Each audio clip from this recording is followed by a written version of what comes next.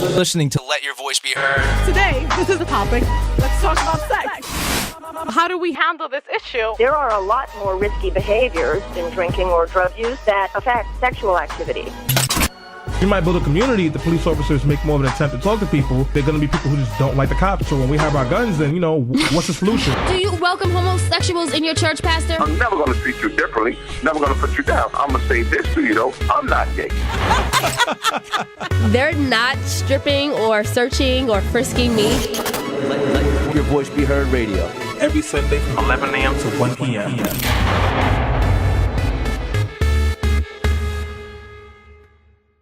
Be heard. We're talking about Central Park 5. I watched that documentary and it was very moving. Again, this was an internationally renowned case. A lot of people can just recall it happened back in 1989. And I think my mom started, when I talked about it with her, she started naming some of the Central Park boys who became victims off the top of her head. Like, wow. she was like, yes, Selena, I know exactly what happened. And then she started naming some of the racially coded terms that the press used when describing this case, such as wilding and Wolfpack, and she just could recall a lot of the details off the top of her head. So I know that a lot of people, especially here in Harlem and probably across the nation, can still remember this case. Mm-hmm. But just in case, if you can't, let me just refresh your memory. It was called The Crime of the Century by former New York City Mayor Ed Koch back in 1989 when 5 Black and Latino teen boys were accused of raping a white woman in Central Park. Now, the teens happened to be in Central Park the night that Trisha Meili was raped. Now, Trisha, she was a 29-year-old Wall Street investment banker that lived on the Upper East Side. She was savagely beaten and raped nearly to death, and she became known as the Central Park Jogger because she actually didn't reveal her name until years later. So the more this case became popular and the more media attention that it received, all of a sudden you see journalists, reporters, people like Donald Trump just calling for the blood of the culprits or the culprit and just demanding that they be persecuted. So the NYPD and the detectives, they quickly rounded up a group of inner city teens who were associated with a group of teens in the park that night that were causing mischief. These were the 5 boys that were prosecuted. We have Anton McCrae, Kevin Richardson, Raymond Santana, Corey Rise, and Yusef Salam. They were all between the ages of 14 to 16 years old, and they all became the targets of this case. All right, so, everybody probably pretty much watches, like SUV and cop shows where they show the interrogation process and how they get people to confess. This was actually a reality, and it was much more interrogating and aggressive and abusive than we even watch on TV shows. So get this, 24 hours, they were interrogated for 24 hours at least. And then police used intimidation tactics to coerce the teens who are already under exhaustion into confessing the rape on videotape. So they all confessed on videotape. However, their confessions were out of sync from each other, and there was no genetic evidence or witnesses to link them to the scene of the crime. However, again, the public, media, everyone is calling for these 5 boys to be prosecuted. Just regardless of the fact that they're teens, regardless of the fact that, there's no strong evidence. And they were eventually found guilty and locked up for 7 to 13 years. One of the men, Corey Rise, he was actually 16 during the trial, and he was sent to an adult prison on Rikers Island. Wow. And during the documentary that I watched, which was called The Central Park 5 as well, he actually explained, and he was like, being 16 on an adult prison and people knowing that you're there on a rape charge, he told, you could see the pain in his eyes of how traumatic that was. He was like, look, just take it like this. I had to grow up really fast. So they were like they were innocent kids. So after serving between 5 to 13 years for the crime, the young men, they were exonerated in 2002 based off DNA evidence when Matias Reyes actually confessed to the crime and matched the DNA found on Trisha's body that night. And again, the film I'm talking about, it's called The Central Park 5. It was released 10 years after the exoneration, and it just talks about how everything went wrong. I mean, during this time in New York City, the city was divided by class and by race. Mm-hmm. For the most part, many people were very quick to call these boys out and to prosecute them and think that they're just really guilty. But there were a few few people, I think, like definitely the Amsterdam News and I think the Sun Times were like, where's the evidence? Let's not be quick to judge. And you know what this kind of reminds me of? The George Zimmerman case, even though there's two different trials. But when you think about it, he was saying the same testimony. He was like, you know, let the evidence come out. Let me go to trial first. Well, journalists like to give opinions that they shouldn't. That's not supposed to be there. I mean, unless you're writing an opinion piece, you should be talking about the facts and what you have that is proven. And that's the problem with it is. Nobody ever, you talk about this, and they might be guilty, they might not be, not in this case, in any case.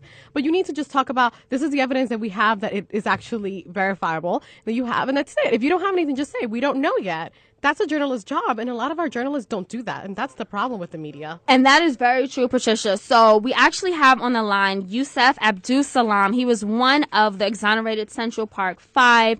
We're going to get him on the line now, and if anyone wants to call up and talk about the Central Park Five, what you think went wrong and what were the dominant factors that led to the prosecution and conviction, the wrong conviction of these 5 Black and Latino boys, you can call us up. The number is 212-650-6903. You can also tweet us at BeHeard_radio. We have people answering your tweets, and we can even read them online. So, Yusuf, thank you so much for joining us here this Sunday morning on Let Your Voice Be Heard. Well, thank you for having me. I definitely appreciate this. Yes, definitely. And I know that the film has been out. You can actually go see it on the IFC Center.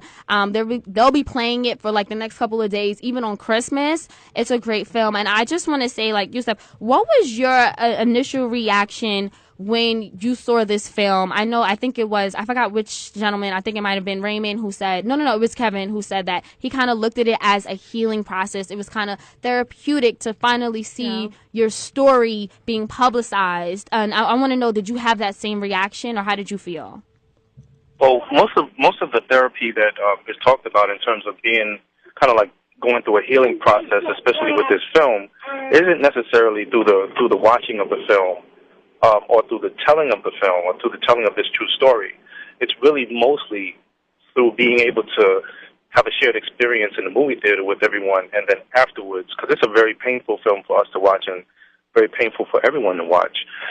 But to go through the process and then to finally get healed through it, to finally receive some type of justice, even when people who come up to us and said, you know, I'm so sorry that you guys went through this, and, you know, I'm so apologetic because I, for one, am one of the ones who thought you were guilty. You know, that right there is tremendous. This film is literally changing the balance of the scales of justice that were unbalanced before, in calling for blood, as you said, and trying to lynch us. Mm-hmm. You know, it changes that. It changes the balance, and everything is now in our favor. The truth is out.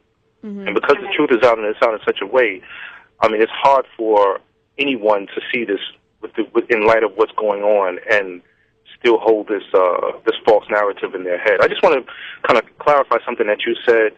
You said that we were a part of a group that were causing mischief that night. What you have to understand is that when they rounded up people in Harlem, they rounded up any and every teenager that they could find.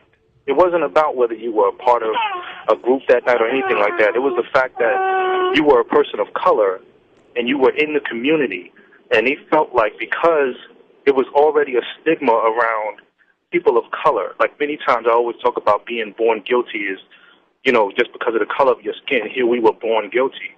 When in reality, law tells people that you are guilty until you're proven innocent. Where in our cases, we weren't guilty until proven innocent. We were considered guilty before anything.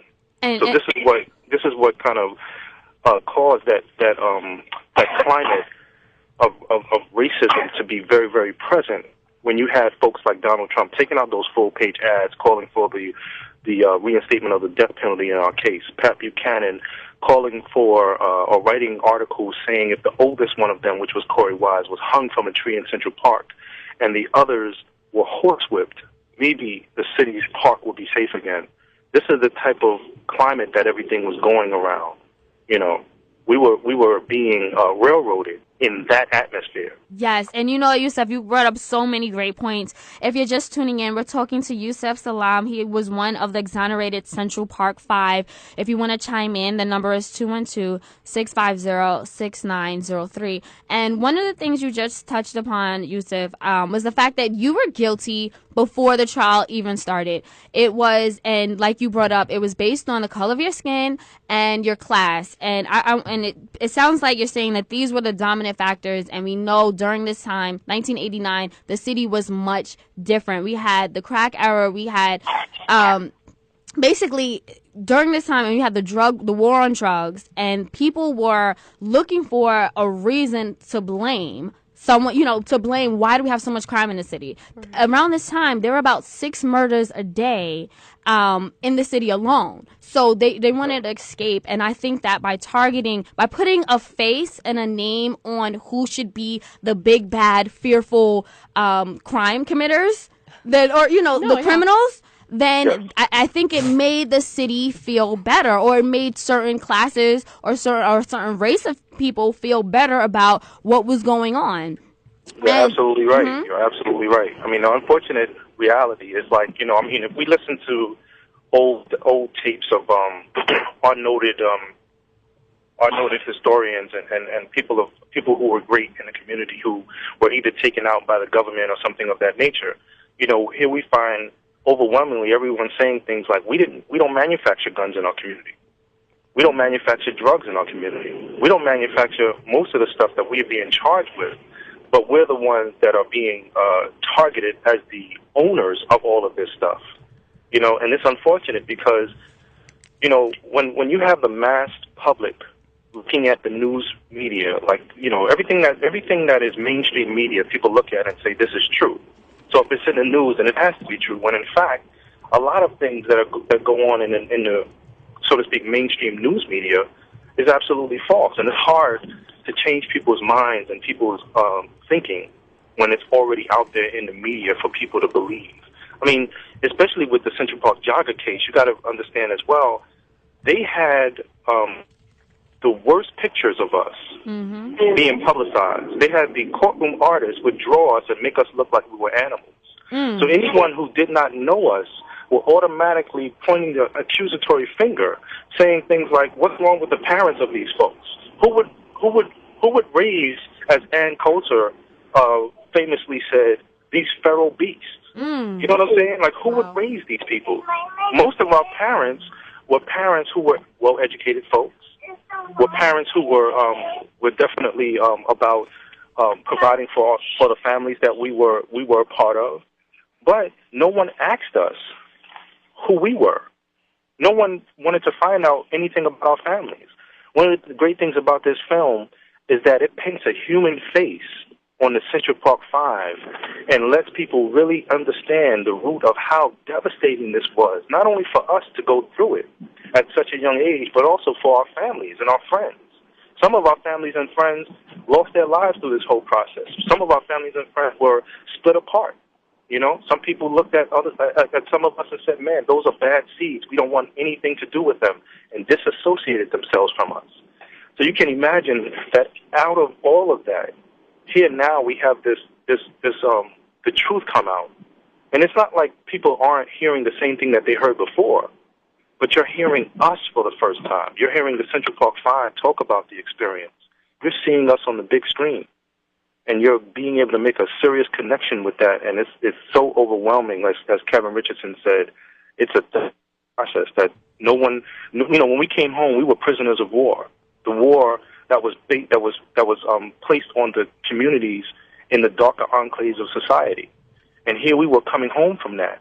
And as prisoners of war, we didn't receive any kind of post-traumatic stress therapy. You see what I'm saying? So for us to be able to heal and for us to be able to be sane in society again, for us to look like we weren't scarred, we have indelible scars that will never be able to surgically be removed.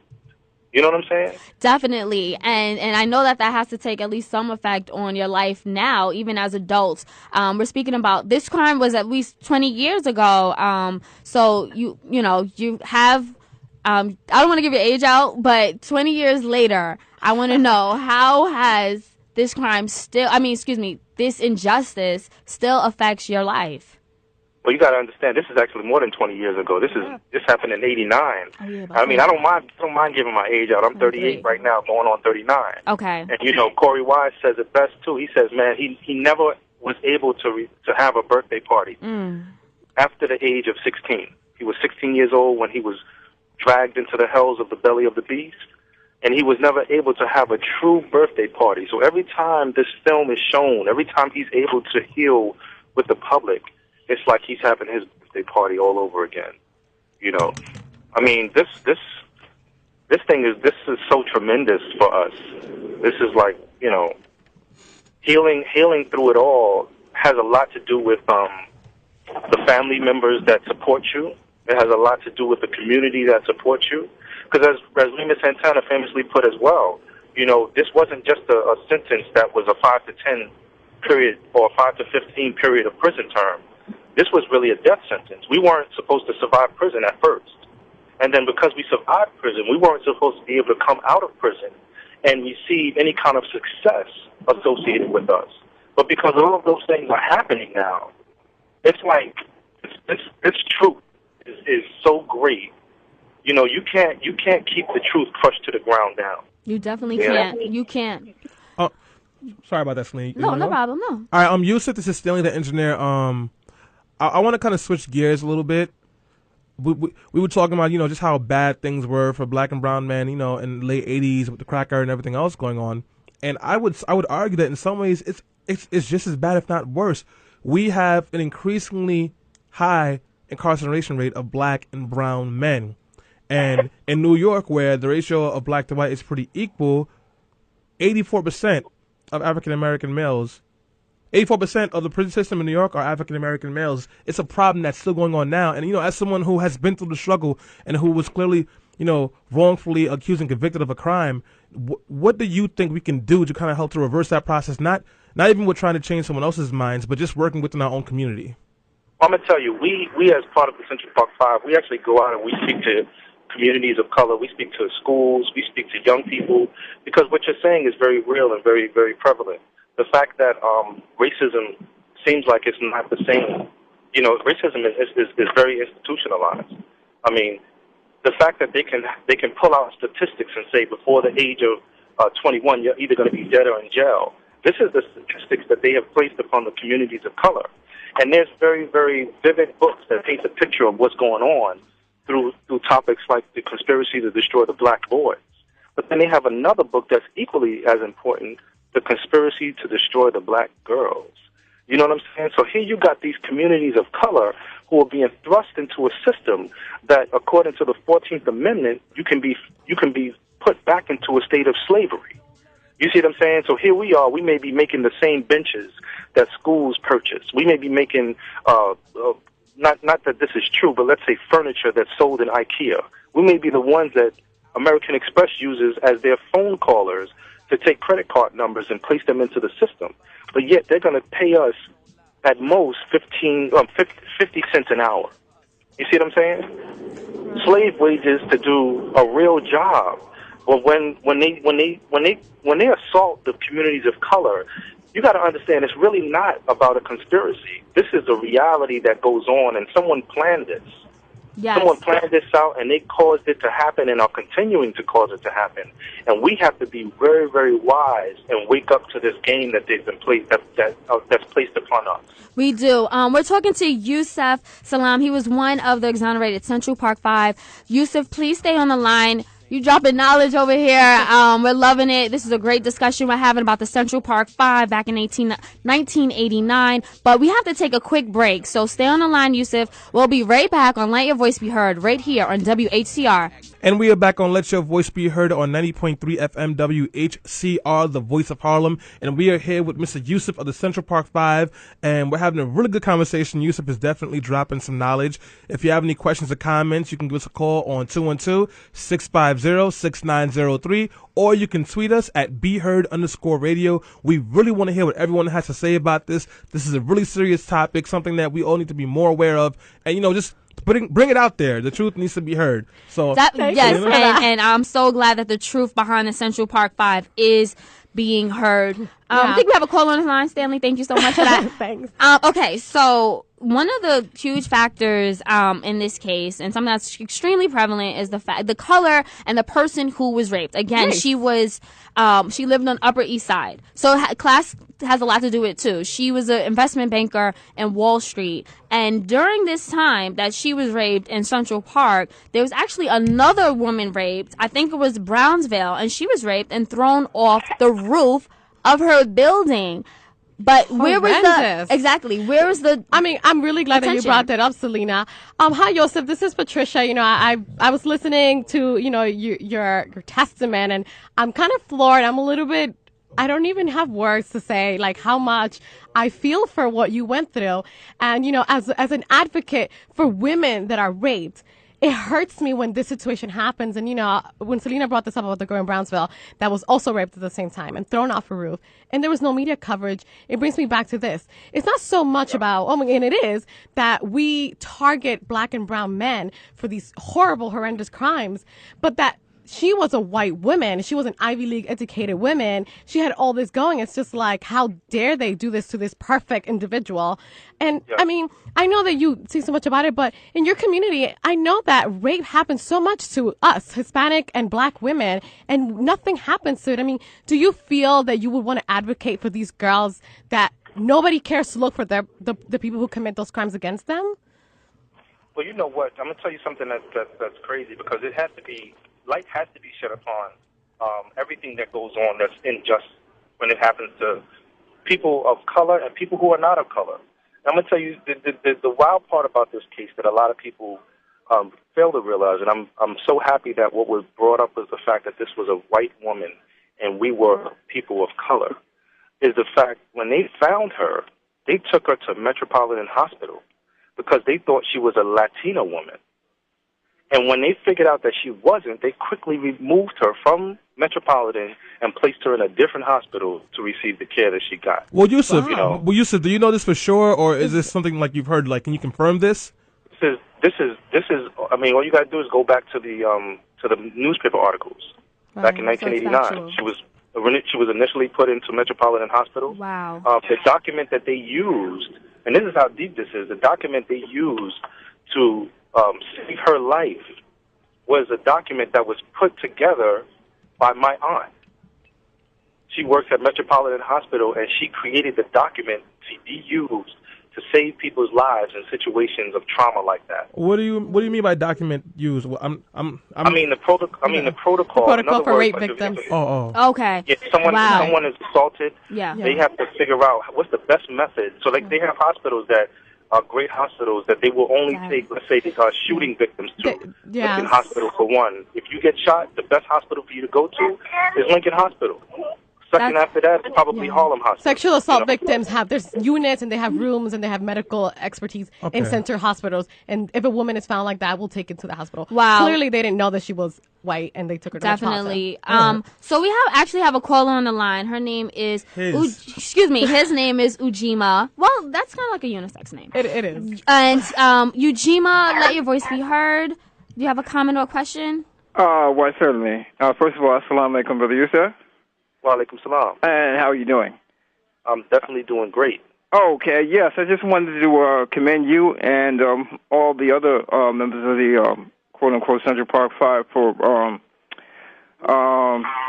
putting in perspective what has happened, not only in your case, but to a lot of our people, both black and Hispanic, in this country, and reminding us of our obligation and our responsibility to be what we've always been as a people, be conscious of America, and I cannot help but remember the situation with the Scottsboro boys, and how that relates to this case, as well as it seems like every time you turn around, there's another case and another situation that we're going through as a people, and we have to do what you're doing and, stay on the case, keep informing the people, Absolutely. and get involved. Absolutely.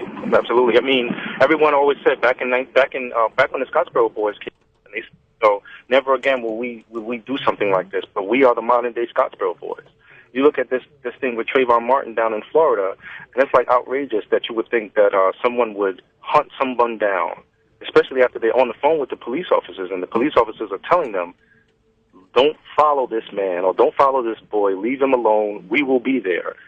And this guy kills him based on some stand your ground laws. And then right after that, somebody's playing music in their car, regardless of whether it was loud or not, and is assaulted by a man because he feels like he can, and he shoots them in the car. Jordan and kills one of Davis, them. yes. You see what I'm saying? I mean, this stuff is like a never-ending story. But one of the things that I want to speak about too, as well, is like what the brother said on the phone about this obligation that we have. I mean, going to prison taught me so much.